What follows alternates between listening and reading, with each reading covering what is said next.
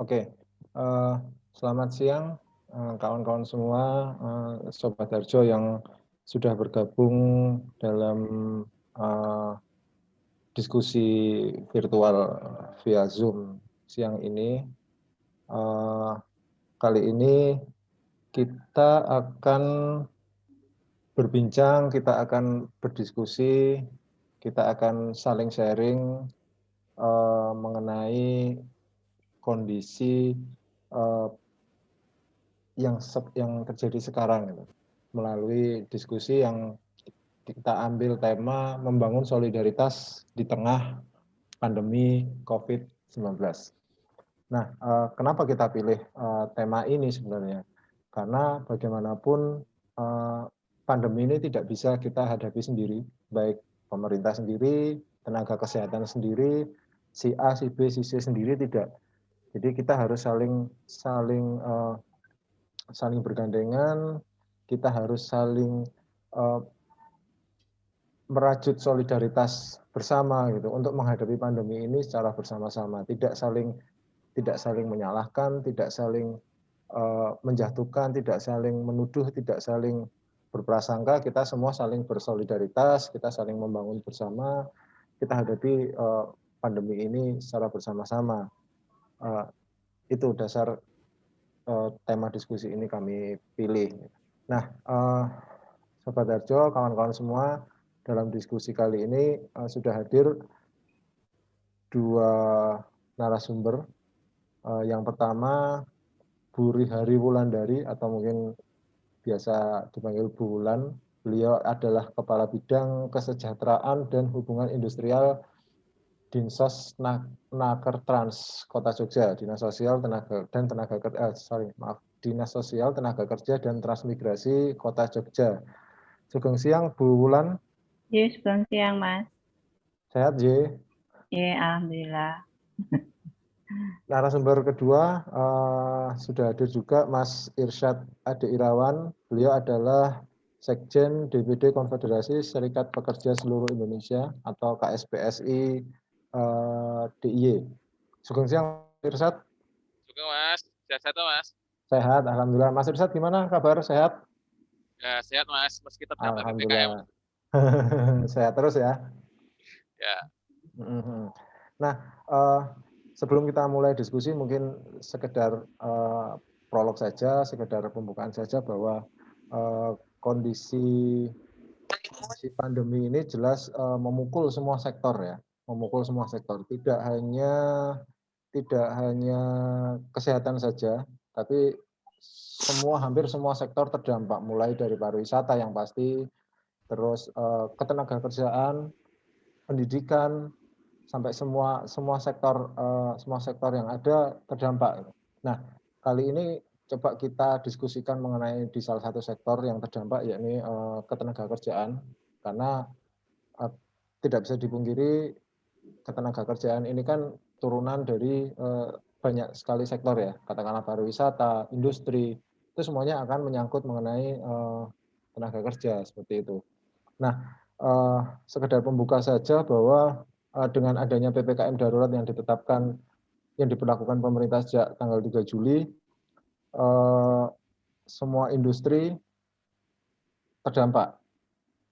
Katakanlah seperti sumber-sumber tenaga kerja juga akhirnya terdampak. Katakanlah misalnya pusat perbelanjaan, terus tenan-tenan makanan, gerai-gerai makanan, dan semua sumber-sumber pekerjaan itu menjadi drop gitu. Efeknya adalah kalau di pusat perbelanjaan, efeknya yang ditakuti adalah perumahan ya, karyawan dirumahkan atau mungkin unpaid leave ya, istilahnya unpaid leave.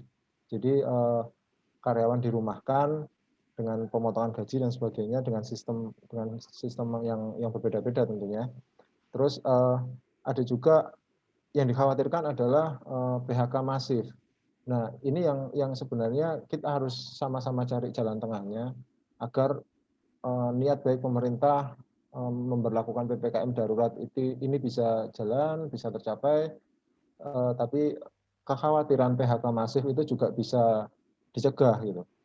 Seperti itu. Nah, mungkin nanti kawan-kawan yang lain bisa turut menyumbangkan idenya atau mungkin saran atau mungkin kita diskusikan bareng-bareng bagaimana harusnya yang dilakukan oleh pemerintah atau mungkin apa yang seharusnya dilakukan sehingga kekhawatiran-kekhawatiran yang saya sebutkan tadi tidak terjadi gitu.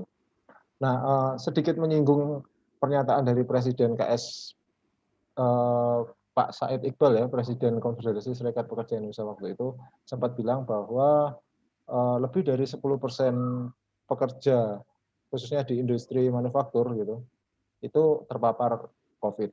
Efeknya seperti itu.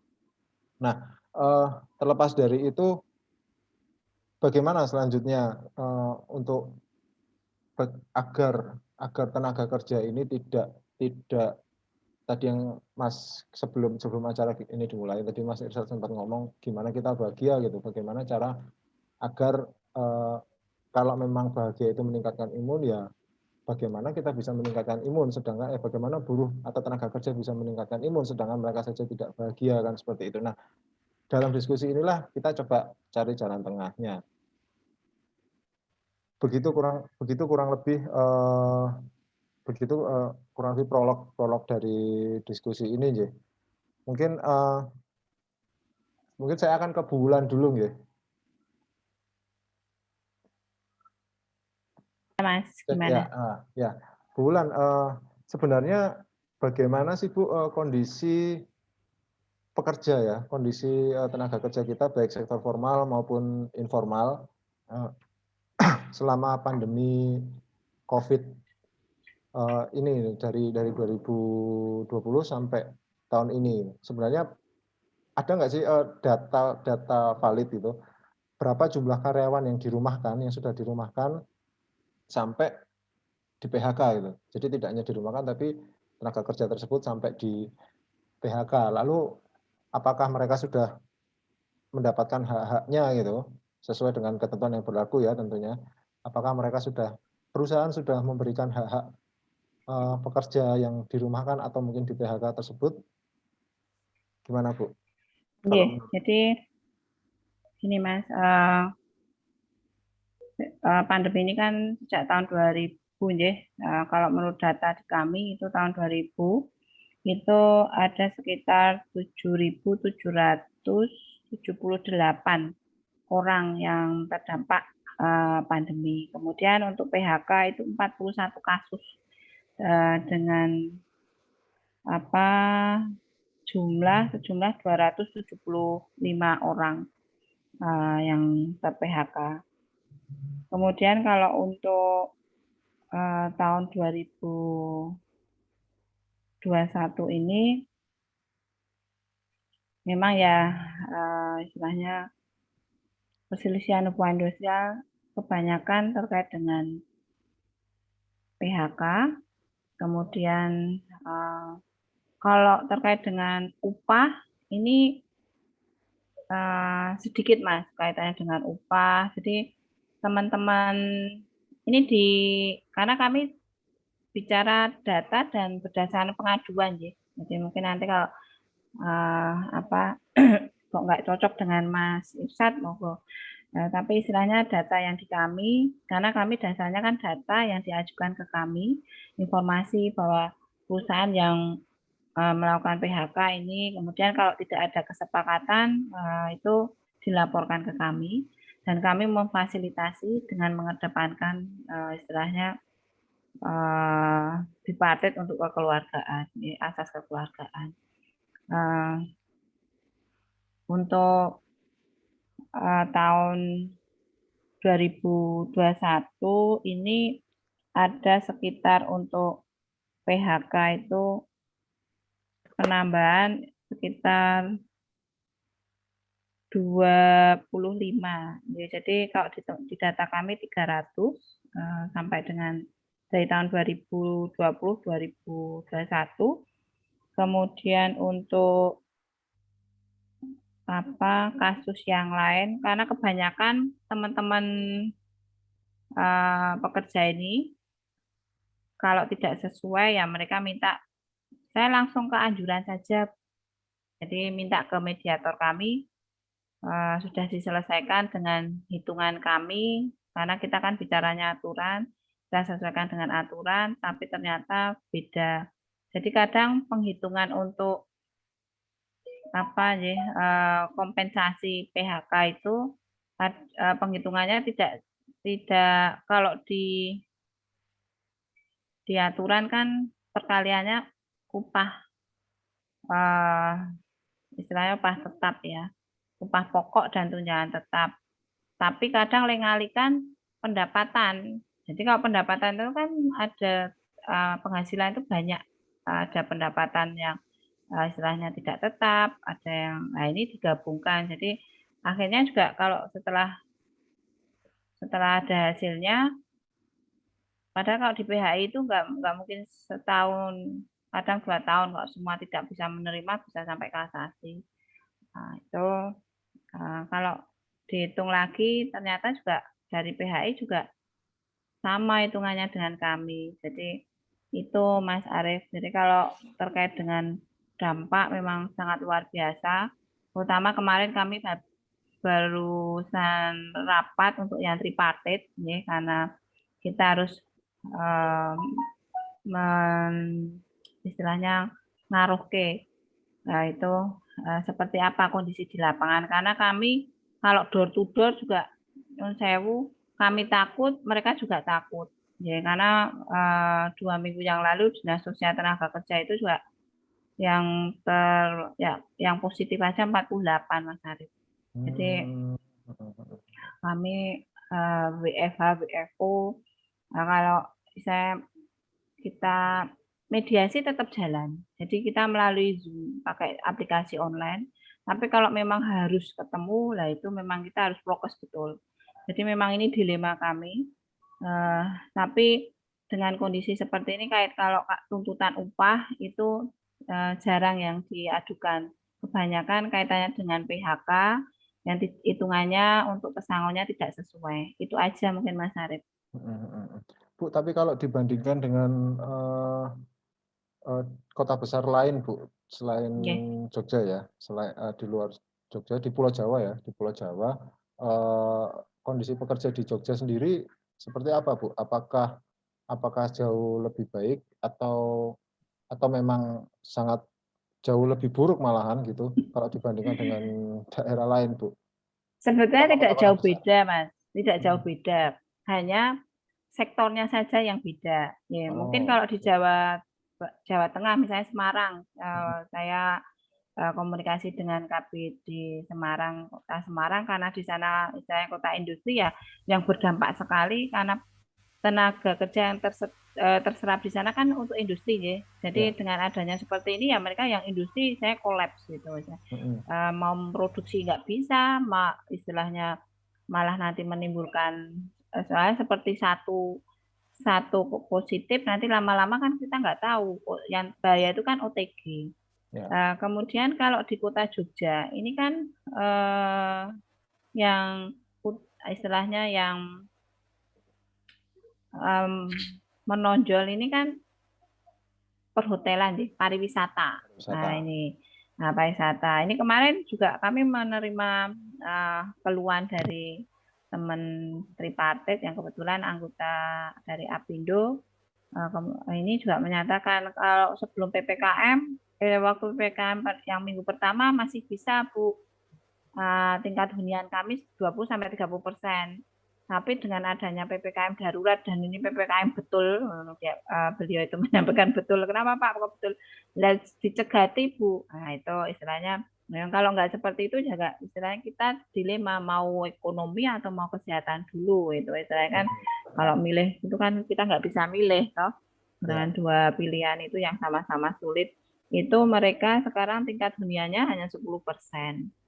Dari 1.200 pekerja. Jadi kalau duluan sekitar 8.000-an itu untuk yang di perhotelan karena memang di kota Jogja dan sekitar kurang lebih 600 hotel dari bintang 1 yang sampai bintang 4 itu setelah dengan kondisi seperti ini 1.200 itu juga laporan dari teman-teman ya memang potensi untuk dirumahkan ya hampir separuh lah. Mau dilayani siapa? Mereka mau melayani apa? Untuk restorasi juga mereka tidak bisa karena tidak bisa makan di situ. Jadi harus istilahnya ya masak hanya diberikan di kamar-kamar. Kemudian tingkat hunian juga. Jadi biaya operasionalnya kalau misalnya di saya dihidupkan semua itu kan lebih mahal. Nah, nanti malah takutnya tidak bisa membayar teman-teman pekerja yang dirumahkan. Karena kalau kami tanya ya istilahnya mereka tetap dirumahkan tetap diberi, tapi tidak sesuai istilahnya seperti waktu kami rapat dengan Bu Menteri, yang dirumahkan tetap diberikan upah, tapi harus ada bipartit antara pekerja dan perusahaan dengan mengedepankan kekeluargaan. Karena apa? Dengan mengedepankan kekeluargaan, di sini kan tidak ada produksi yang harus dihasilkan, tidak ada pelayanan yang harus dilayani. Jadi istilahnya dirumahkan, tapi nanti kalau misalnya, karena kalau di PHK itu jelas nggak ada hubungan kerja, karena ini masih ada hubungan kerja, hak-hak mereka tetap diberikan. Ini dari Bu Menteri seperti itu, dan kita juga kita setiap ada informasi kita sampaikan melalui aplikasi online Mas Arif.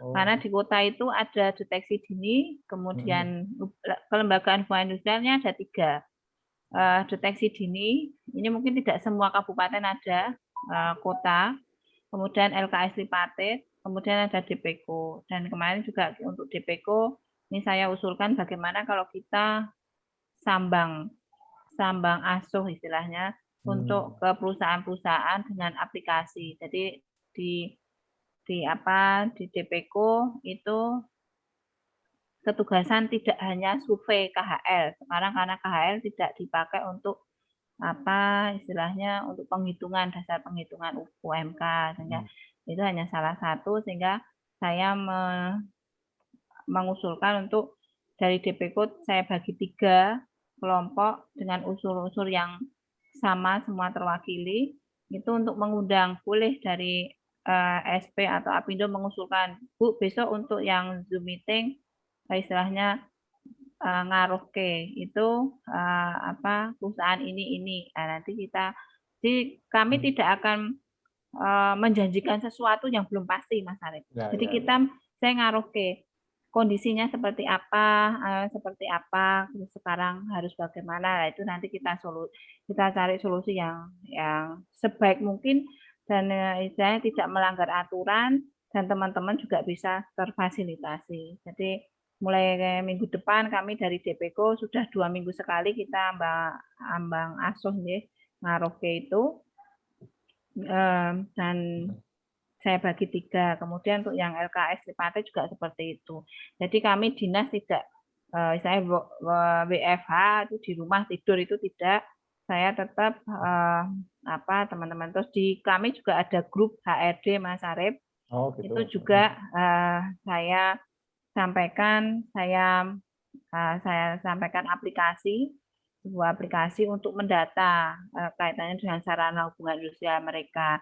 Jadi jangan sampai dengan adanya pandemi ini terus kewajiban-kewajiban perusahaan dilupakan. Misalnya peraturan perusahaan yang sudah harus diperbarui karena pandemi wis lah. Jadi nanti kalau ada masalah ganti aturannya harus cetok. Nah, jadi saya sampaikan, saya ada aplikasi, kami dari dinas ada aplikasi untuk diisi.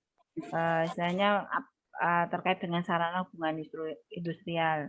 Kemudian sejauh mana Bu efektivitas aplikasi itu sampai sejauh ini Bu?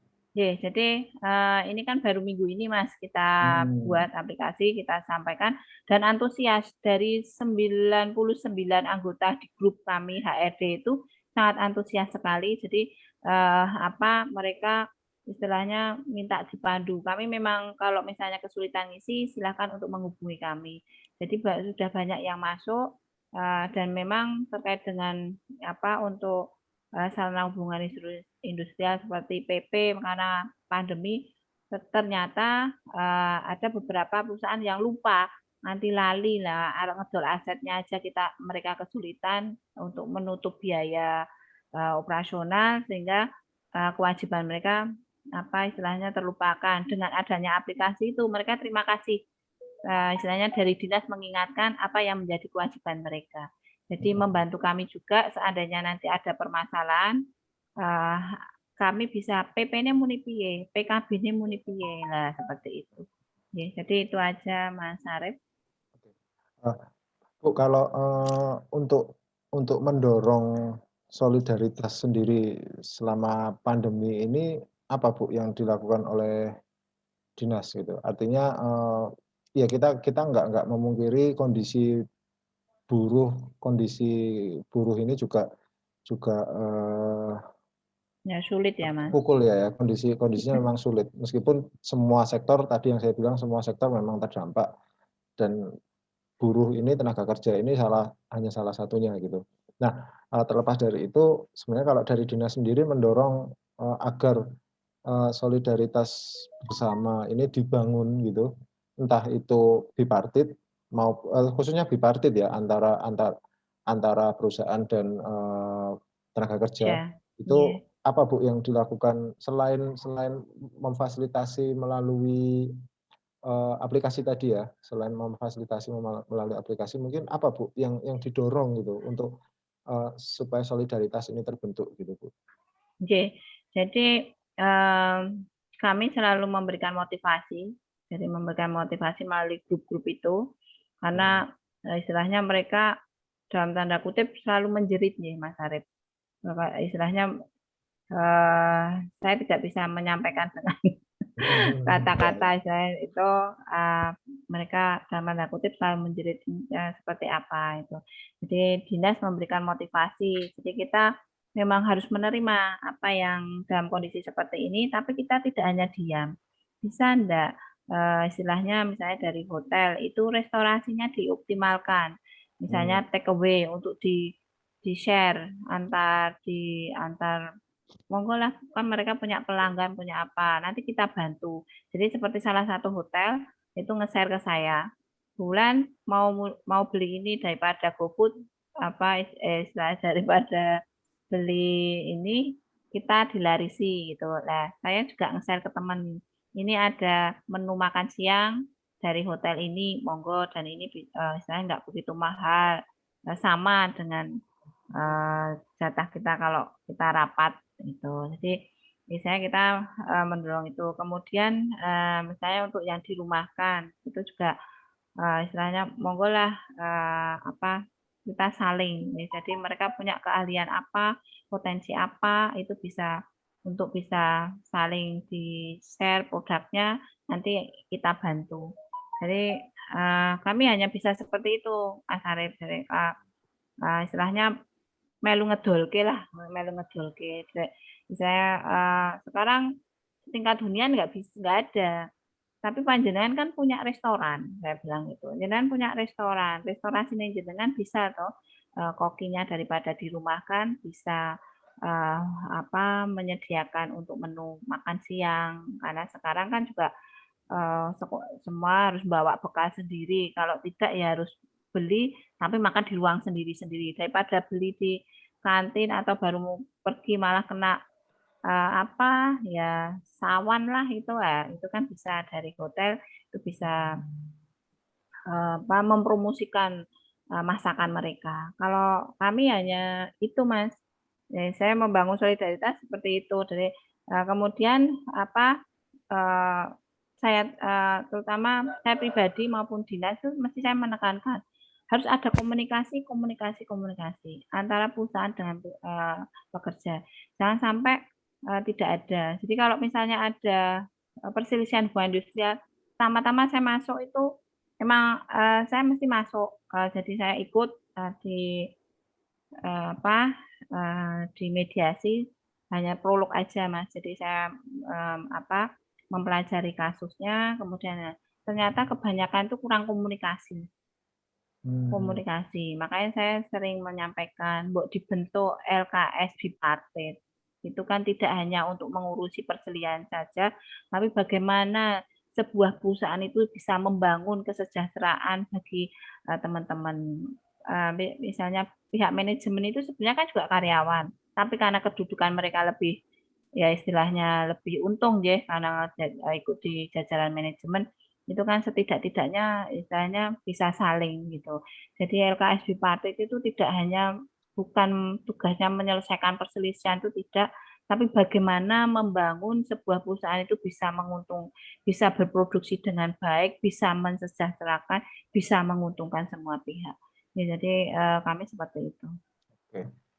Ya, terima kasih penjelasan yang cukup panjang lebar dari Bu Wulan. Oh ya, terima kasih kawan-kawan yang sudah bergabung dalam diskusi yang diselenggarakan oleh Harian Jogja bekerjasama dengan Satgas Penanganan COVID-19. Siang ini, kalau di sini tercatat partisipan sudah 22 orang, ya lumayan. Sekali lagi terima kasih kawan-kawan semua yang sudah hadir. Tadi Bu Wulan sudah menjelaskan panjang lebar mengenai kondisi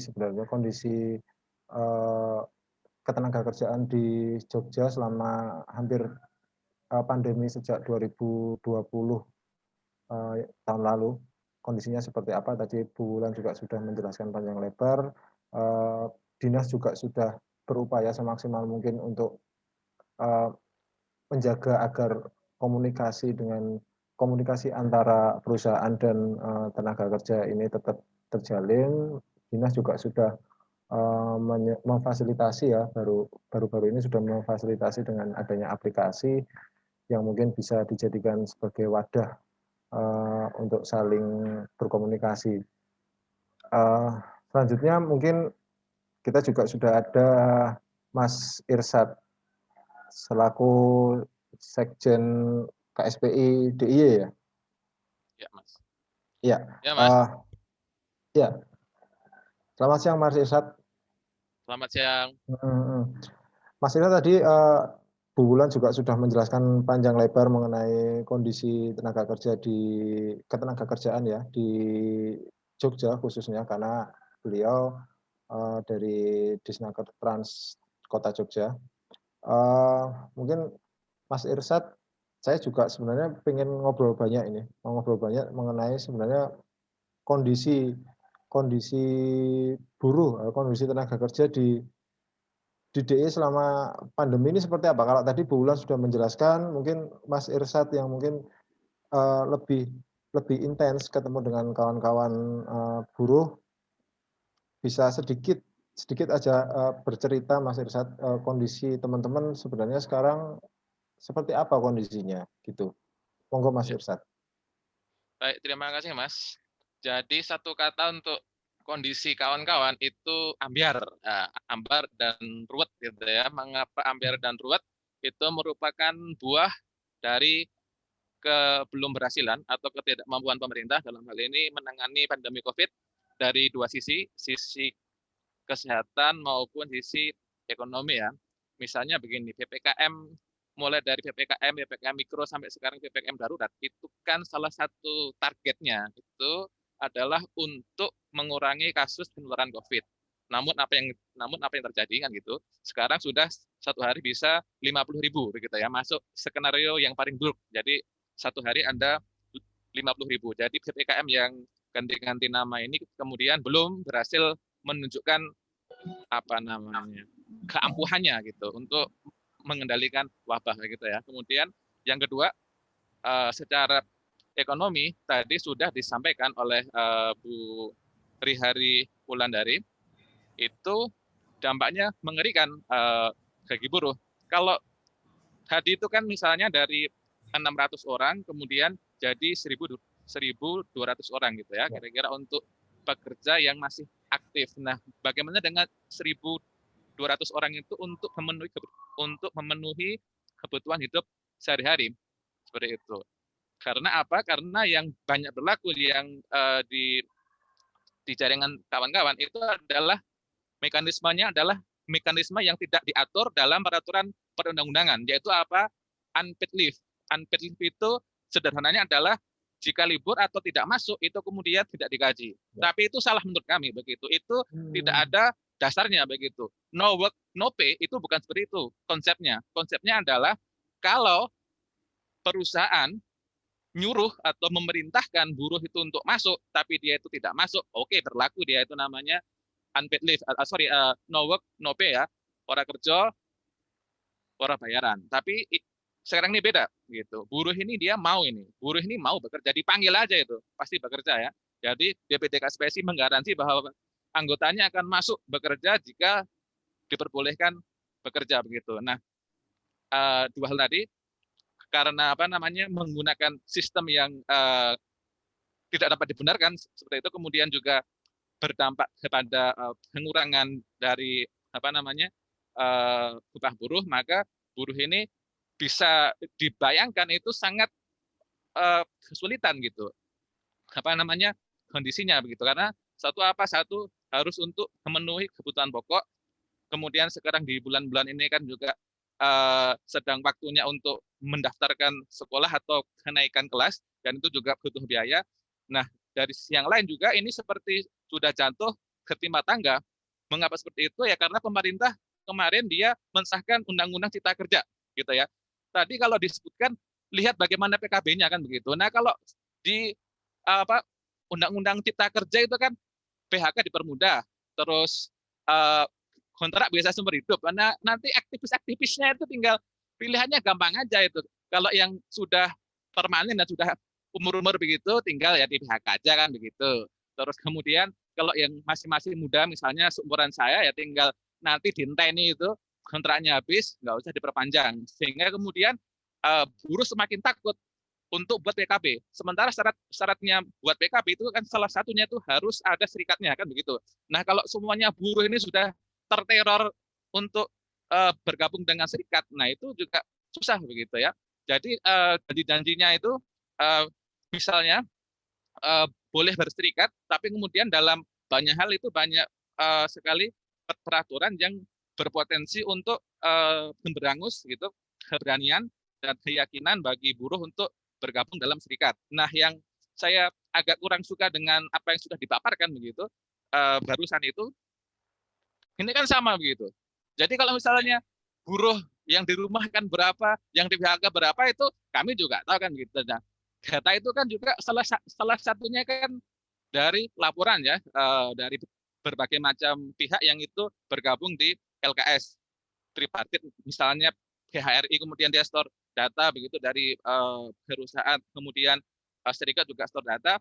Nah, kalau misalnya yang dipaparkan adalah seperti itu, kami dari serikat juga sudah tahu kan begitu. Tapi yang paling penting adalah bagaimana solusinya begitu. Bagaimana solusinya bagi buruh yang dirumahkan. Jadi kan memang tadi dicatat jumlah PHK-nya, kalau saya boleh ulangi dan nggak salah itu kan 275 kan begitu. Padahal tadi yang tidak aktif misalnya dari 6.000 jadi 1.200 itu kan lebih dari 3.000, tetapi mengapa nggak ada PHK? Nah, inilah yang paling mengkhawatirkan sesungguhnya bagi saya. Saat di mana buruh itu dirumahkan, tapi kepastiannya dan jaminan untuk dapat upah itu tidak jelas begitu. Misalnya masuk kemudian tidak digaji, atau mungkin ada pemotongan antara 10 sampai 50% begitu, dan ada 1-2 dari jaringan kami yang sampai 70%. Lalu apa ini solusinya begitu? Kalau pemaparan masalah atau sambat begitu, itu kami ya gitu. Kami bisa memaparkan itu. Nah, kemudian kami juga sudah menawarkan beberapa alternatif solusi kan begitu. Soalnya begini Mas, kalau solidaritas ya, darurat ya, dari rakyat untuk rakyat itu sudah gitu. Jadi sebelum diskusi ini, DPD KSPSI dan bahkan seluruh masyarakat Indonesia ini sudah bersolidaritas, sudah punya jiwa yang sosial begitu. Bagaimana turut membantu kan gitu anggota serikat maupun masyarakat yang lain. Yang paling penting adalah bagaimana negara ini juga turut andil begitu dalam dia bertanggung jawab untuk memenuhi kebutuhan hidup buruh saat kemudian ada pengurangan waktu kerja atau bahkan juga misalnya harus diliburkan begitu. Nah, misalnya yang ada sektor esensial dan non esensial itu kan secara praktik berarti kan artinya yang dia tidak esensial atau non esensial berarti kan dia harus libur seperti itu ya. Nah, tapi kemudian yang berlaku itu adalah unpaid leave yang menurut kami itu sesuatu yang tidak diatur dalam peraturan perundang-undangan gitu. Misalnya juga dengan pemotongan upah. Pemotongan upah atas dasar misalnya ada pandemi itu nggak diatur gitu ya. Yang ada kan dalam PP 78 itu misalnya dia untuk bayar denda atau membayar cicilan kan. Baru itu misalnya baru dia dipotong kan begitu.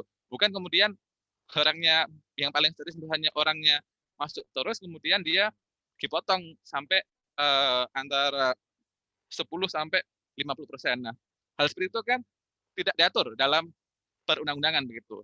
Lalu kemudian seharusnya peraturan perundang-undangan yang itu merupakan sebuah adopsi dari Pancasila, kemudian hak asasi manusia dan kovenan-kovenan HAM yang telah diratifikasi, itulah menjadi dasar untuk sebuah diskusi yang sifatnya kekeluargaan gitu. Bukan kekeluargaan itu artinya kemudian orang itu bebas diskusi lalu kemudian ada dasar pemenuhan dan perlindungan hak asasi manusia yang itu telah menjadi hak konstitusional dan hak hukum bagi seluruh rakyat Indonesia termasuk dia adalah buruh begitu Mas.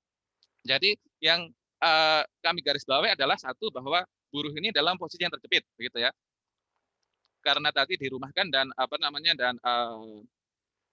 pengurangan atau pemotongan upah, maka kemudian sangat dibutuhkan oleh buruh itu satu saat ini ya, dari mulai kemarin sampai besok tanggal 20 Juni itu adalah jatah hidup dari pemerintah begitu. Jadi tidak usah buat program yang lain-lain soal tadi itu aplikasi dan lain sebagainya itu, tetapi yang penting adalah bagaimana buruh itu dia dapat jatah hidup begitu selama PPKM darurat. Alasannya apa ya? Sederhana. Tadi kan sudah disampaikan gitu.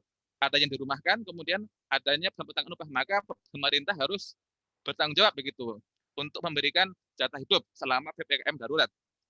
Nah, dananya dari mana? Tentunya ya dengan realokasi anggaran gitu. Misalnya untuk selama 2 minggu antara 500 sampai misalnya 1 juta atau mungkin di tengahnya 600. Nah, berapa jumlah buruh di Yogyakarta itu? Misalnya katakanlah 800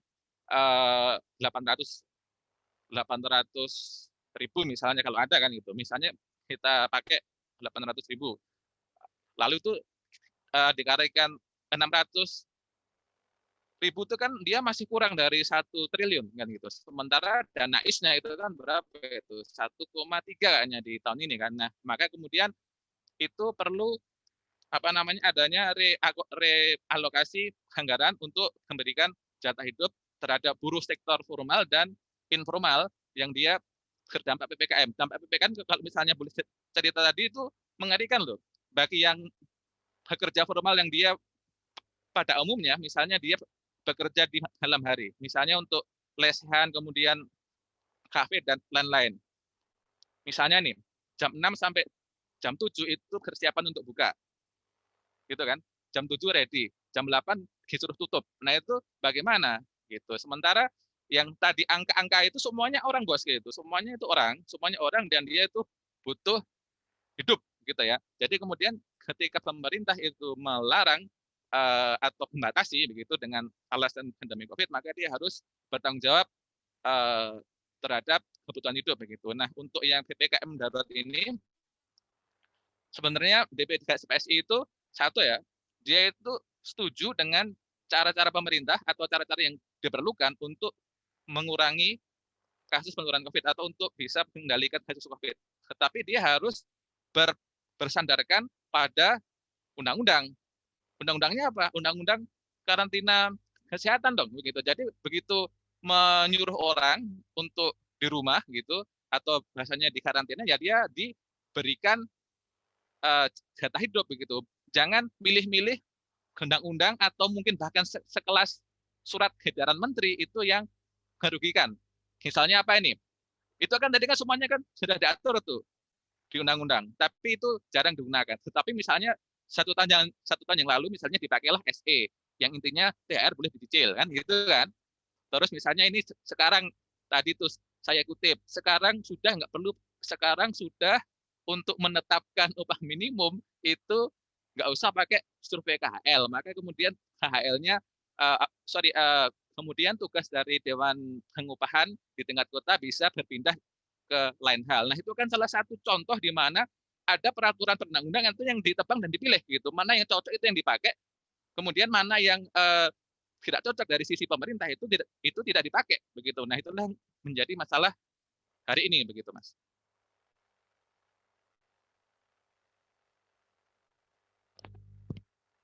Ya, makasih Mas Irsyad.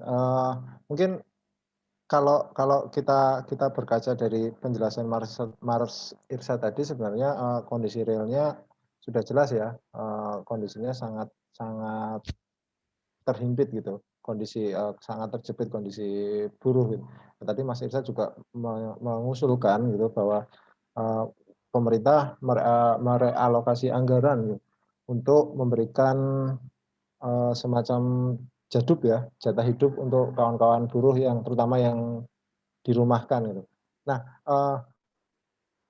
Bu Wulan, bagaimana Bu Wulan? Menurut Bu Wulan mengenai usulan yang dikatakan oleh Mas Irsyad tadi mengenai bagaimana mengurangi sebenarnya dampak PHK dampak pandemi kan yang seperti yang berkali-kali saya bilang tidak hanya dialami oleh kawan-kawan buruh nggih Mas Irsyad ya.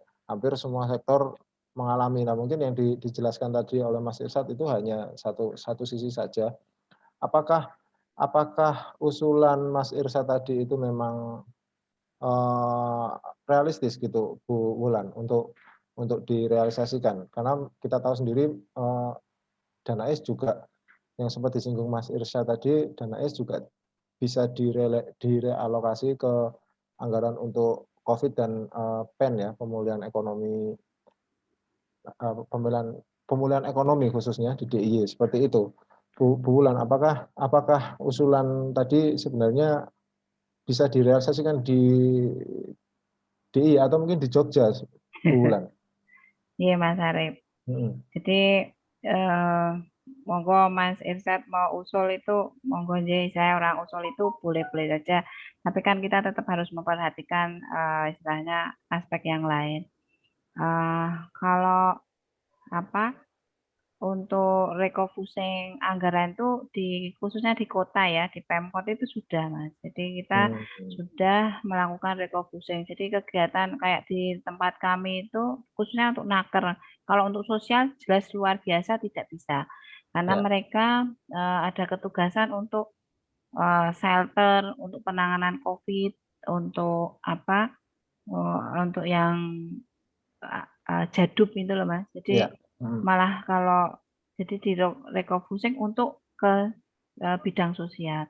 Kayak tempat kami itu selalu saya nggak bisa, saya kalau tupoksi ya terus jadi istilahnya tidak bisa optimal. Tapi istilahnya kami tetap berusaha untuk tidak tergantung pada anggaran meskipun istilahnya kinerja berbasis anggaran ya. Tapi kita tidak dengan kondisi seperti ini tidak terus kalau anggarannya rasa melaku enggak, kami tetap seperti itu.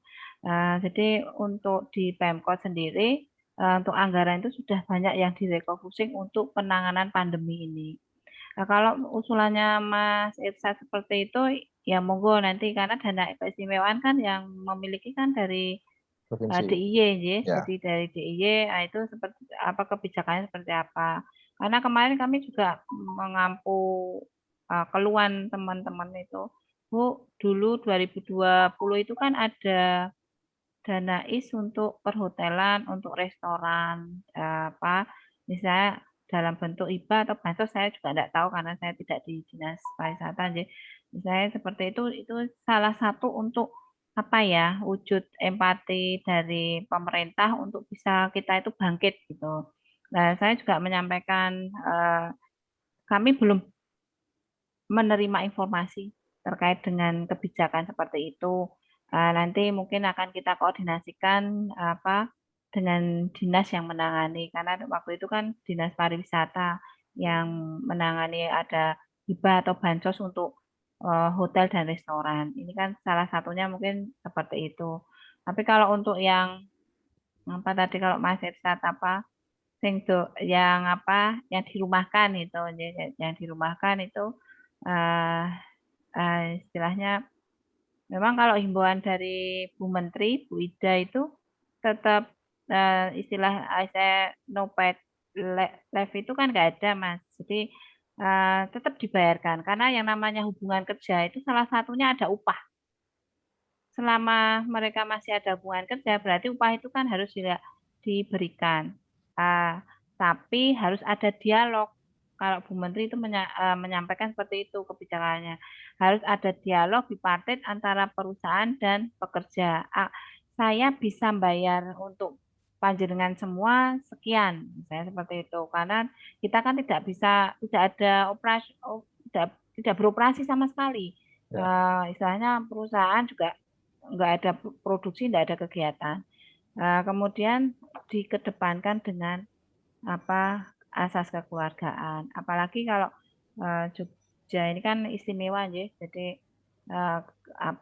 kearifan lokal lah itu. Tapi kami menunggu aja informasi dari provinsi DIY karena kami terus terang tidak mengampu dana keistimewaan. Ya.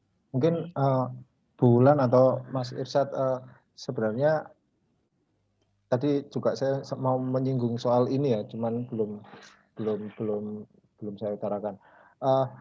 Tadi Bu Wulan sempat menyinggung komunikasi antara perusahaan dan pekerja. Ya. Yeah. Nah, sebenarnya sejauh ini Mas Irsat, kawan-kawan yang dialami oleh kawan-kawan buruh, apakah komunikasi itu mandek? Karena kalau memang seperti yang dibilang Bu Menteri, unpaid leave itu memang tidak ada. Artinya selama masih ada ikatan kerja. Selama masih ada ikatan kerja, perusahaan masih wajib membayarkan upah gitu. Nah, sebenarnya kondisi kawan-kawan sendiri bagaimana Mas Irsat? Satu, yang kedua, apakah tidak ada dialog nih? Artinya kan gini, seperti yang saya bilang tadi, kondisi pandemi ini memukul semua sektor ya.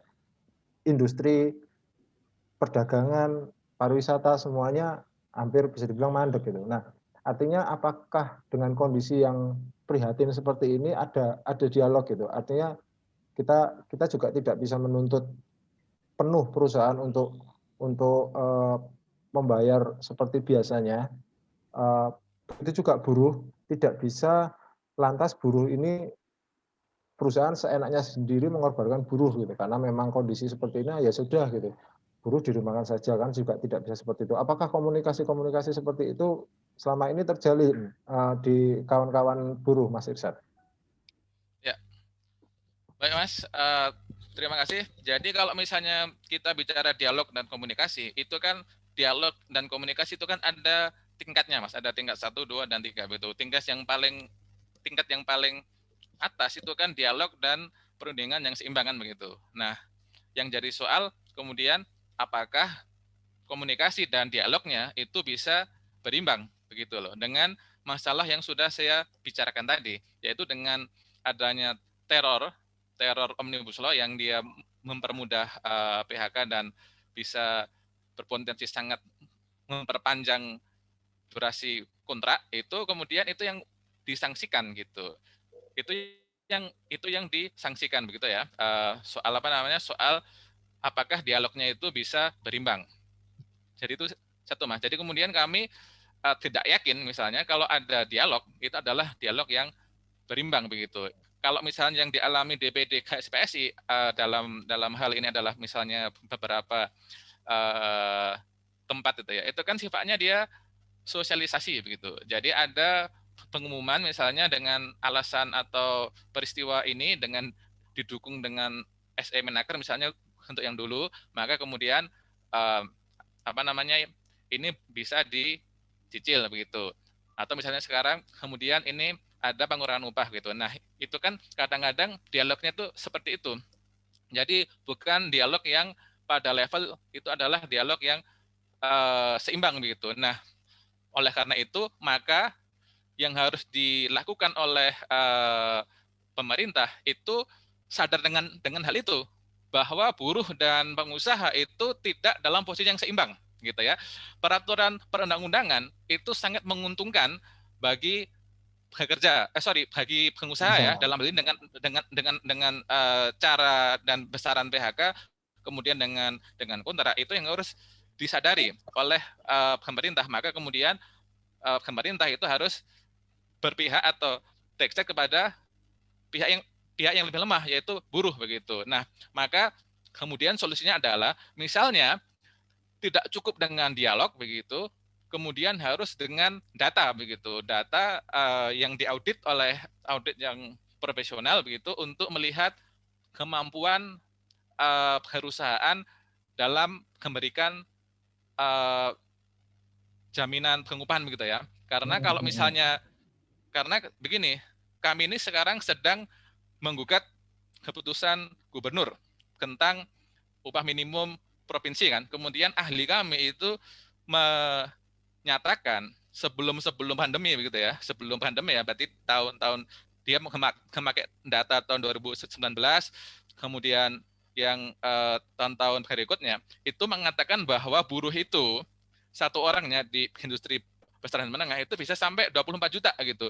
Kemudian upah realnya yang diterima itu di antara 2 sampai 3 juta. Berarti kan selama bertahun-tahun itu kan buruh sudah memberikan profit gitu ya, keuntungan bagi perusahaan-perusahaan itu. Maka kemudian konteks gotong royongnya, gotong royong dan solidaritasnya itu ada di sini gitu. Di saat waktu normal gitu ya, buruhnya ini sudah bekerja dengan baik atau mungkin dalam tanda kutip dia diperas gitu. Lalu di saat buruk seperti ini, itulah perlunya solidaritas dari perusahaan, kemudian itu dipastikan oleh pemerintah itu untuk dia membayarkan dan memberikan hak-hak buruh yang itu telah diatur dalam peraturan perundang-undangan begitu ya. Kemudian yang berikutnya nih soal tadi yang saya nyinggung soal stimulus begitu ya. Stimulus dan bansos lagi kira begitu. Stimulusnya kan tadi sudah bagus gitu. Stimulus untuk perusahaan kan gitu. Nah, cuma kemudian kalau sudah sampai turun ke bansos, inilah masalahnya begitu. Masalahnya adalah apa? Ini itu bansos Jadub kemarin, BSU, bantuan subsidi upah, itu sangat berpotensi diskriminatif. Mengapa?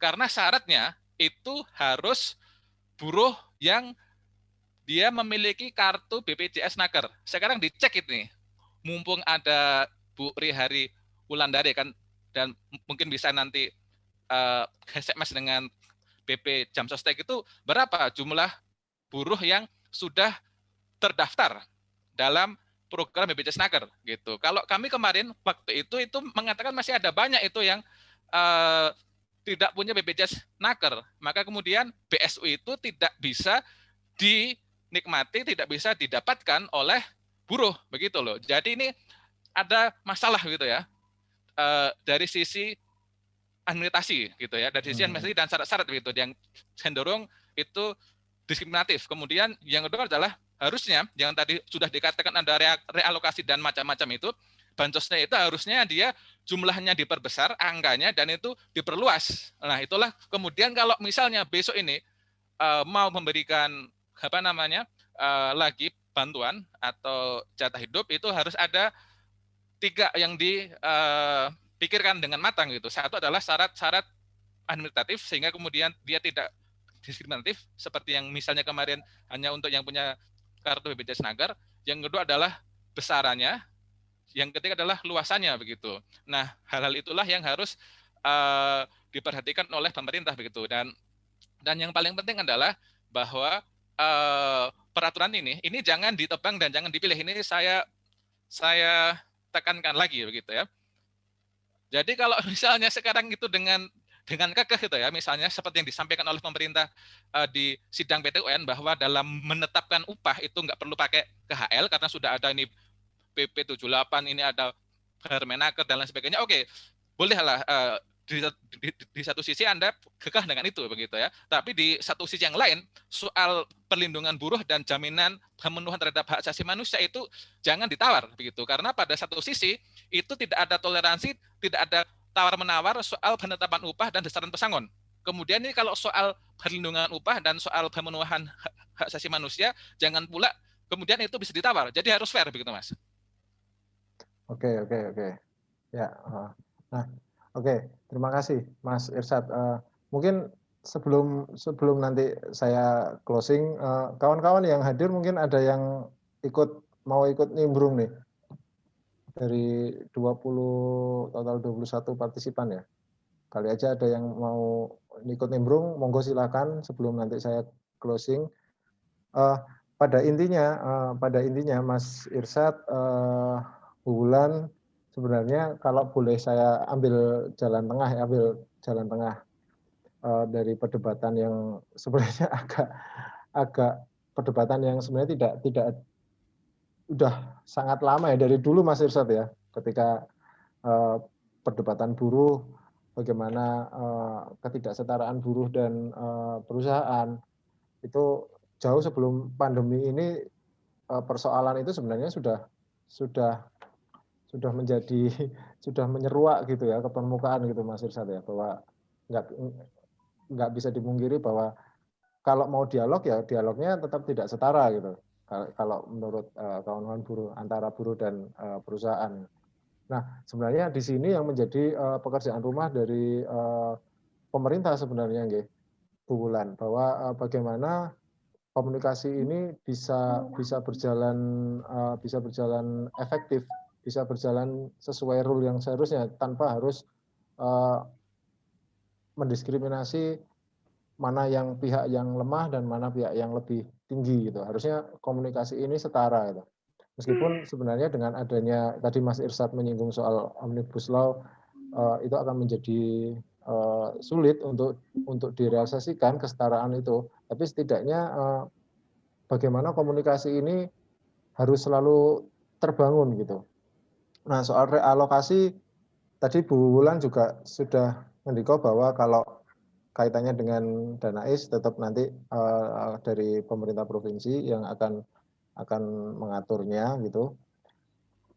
Bu Wulan juga tadi sudah menyinggung soal soal realokasi mungkin bisa dipertimbangkan kembali Bu Wulan nggih.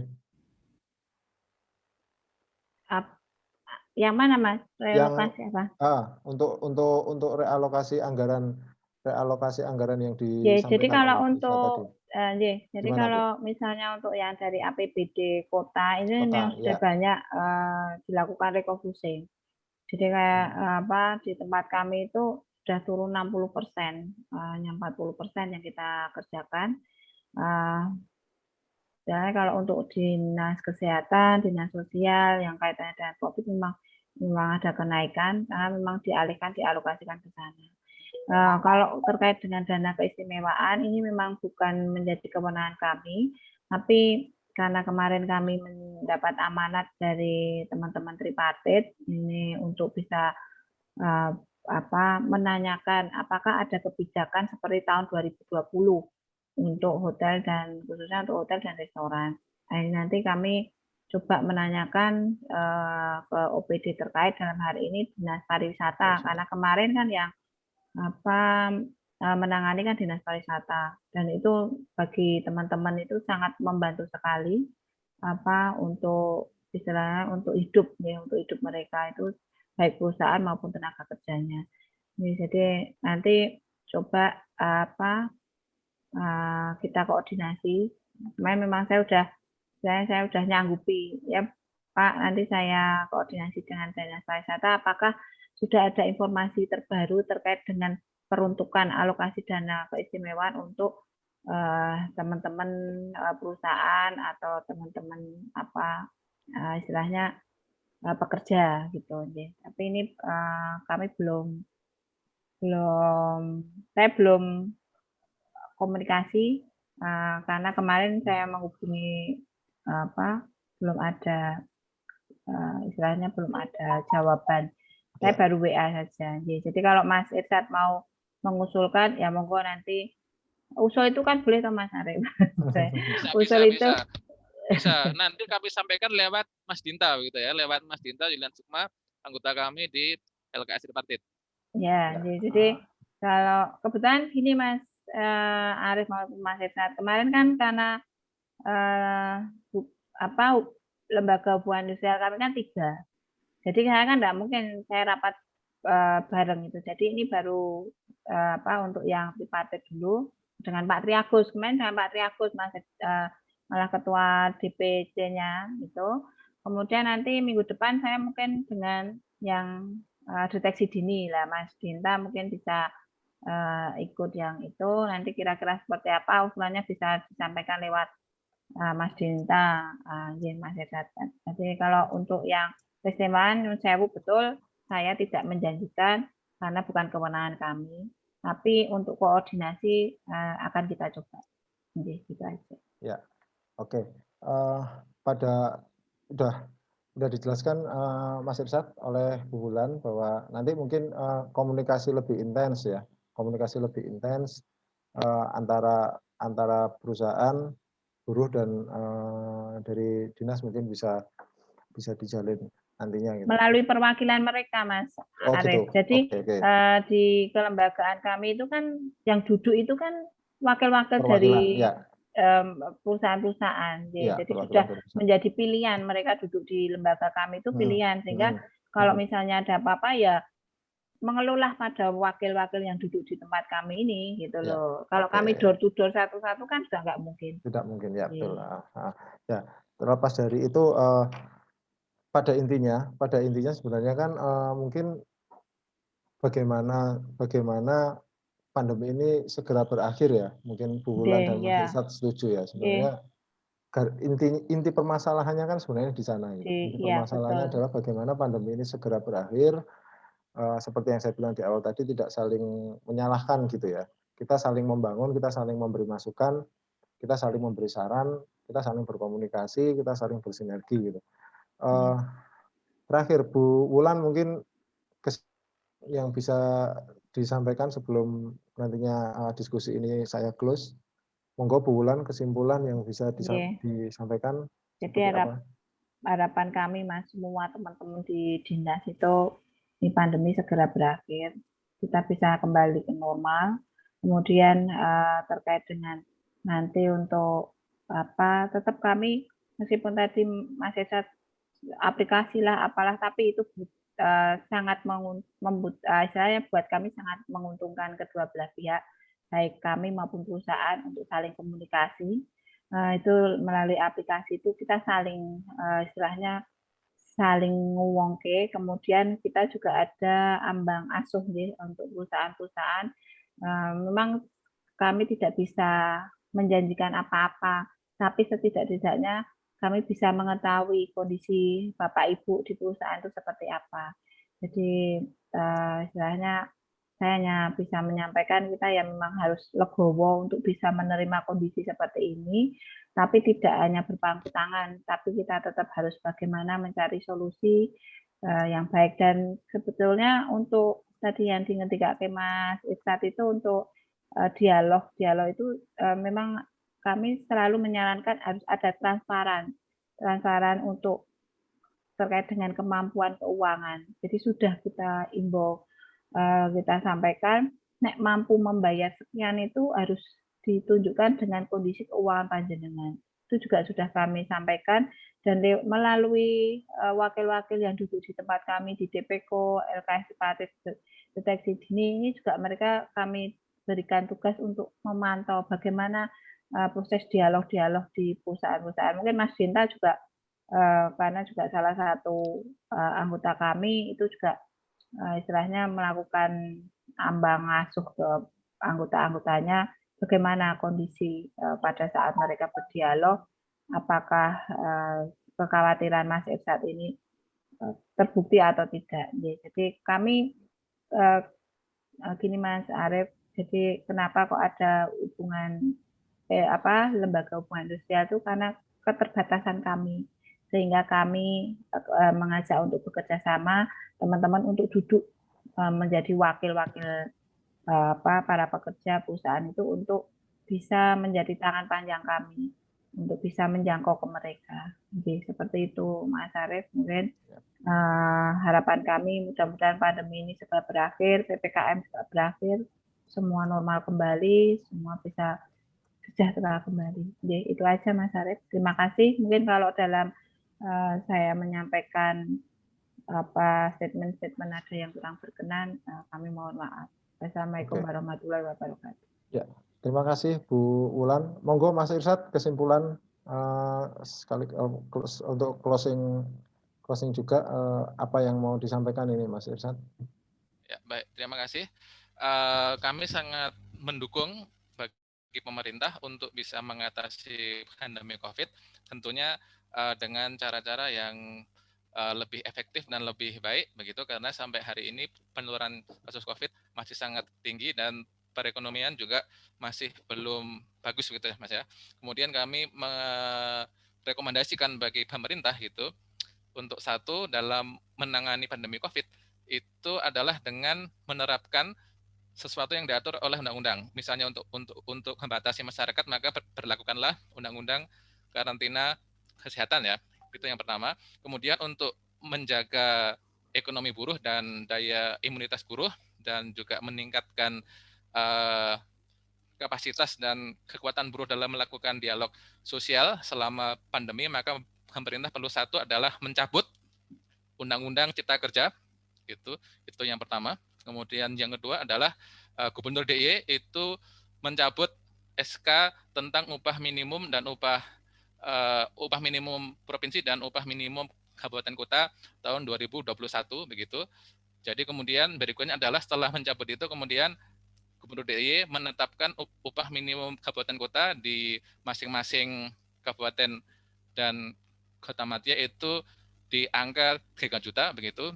Kemudian yang berikutnya adalah pemerintah bekerja lebih giat gitu agar kemudian hak-hak buruh ini tetap dapat dipenuhi dan tetap jamin selama adanya pandemi COVID begitu Mas.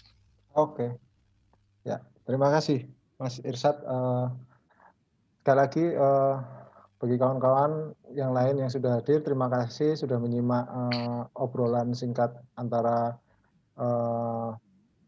Mas Irsad dari KSPSI DIY dan Bu Wulan dari Disnaker Trans Kota Jogja. Yang perlu saya simpulkan di sini adalah sebenarnya masing-masing baik dari buruh maupun dari pemerintah sebenarnya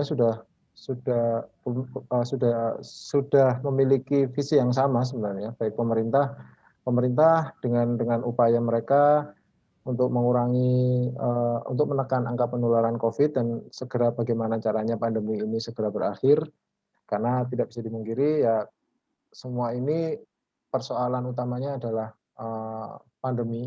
Jika tidak ada pandemi, saya rasa perusahaan juga tidak akan banyak yang kolaps kan seperti itu. Begitu juga dengan buruh juga tidak akan banyak yang dirumahkan seperti sekarang gitu. Nah, dari sini mungkin perlu digarisbawahi yang terpenting sebenarnya adalah bagaimana kita sama-sama terlepas dari persoalan rekomendasi-rekomendasi yang dibilang Mas Isa tadi dan apa yang dijelaskan oleh Bu Wulan, terlepas dari itu saya rasa yang terpenting adalah bagaimana pandemi ini segera berakhir nggih. Sepakat nggih Bu Wulan dan Mas Irsad. Jadi intinya sebenarnya Amin. Ya, bagaimana pandemi ini segera berakhir dan sesuai dengan tema yang siang ini itu sebenarnya solidaritas itu menjadi sangat penting itu dengan kondisi seperti ini. Jadi kita tidak bisa menunggu, satu sisi tidak bisa menunggu pemberian atau bantuan dari pemerintah saja, tapi sambil menunggu upaya dari pemerintah, saya rasa solidaritas perlu dibangun dan solidaritas tidak hanya dilakukan horizontal, artinya tidak hanya dilakukan oleh antar masyarakat saja, tapi mungkin pemerintah melalui kebijakan, perusahaan juga saya rasa mungkin bisa dimaksimalkan solidaritas itu nggih Mas Irsad dan Bu Wulan. Jadi ini harapan kita semua bahwa mudah-mudahan pandemi segera berakhir dan semua kembali seperti semula meskipun agak sulit dan secara bertahap, tapi setidaknya pandemi ini bisa ditekan seperti itu. Sekali lagi terima kasih kehadiran kawan-kawan semua, Mas Irsad, Bu Wulan, terima kasih sudah sudah meluangkan waktunya siang ini dalam acara diskusi yang diselenggarakan atas kerjasama Harian Jogja dan Satgas Penanganan COVID-19. Sekali lagi, terima kasih. Salam sehat semuanya. Bu Wulan, Mas Irsad, salam untuk kawan-kawan. Bu Wulan, salam untuk kawan-kawan di dinas. Semoga tetap sehat dan Assalamualaikum warahmatullahi wabarakatuh. Waalaikumsalam warahmatullahi wabarakatuh. Waalaikumsalam. Mas Cak Jun, Bu Riri, Bu Rihari, dan teman-teman patronannya. Iya, Mas Irsad, matur nuwun.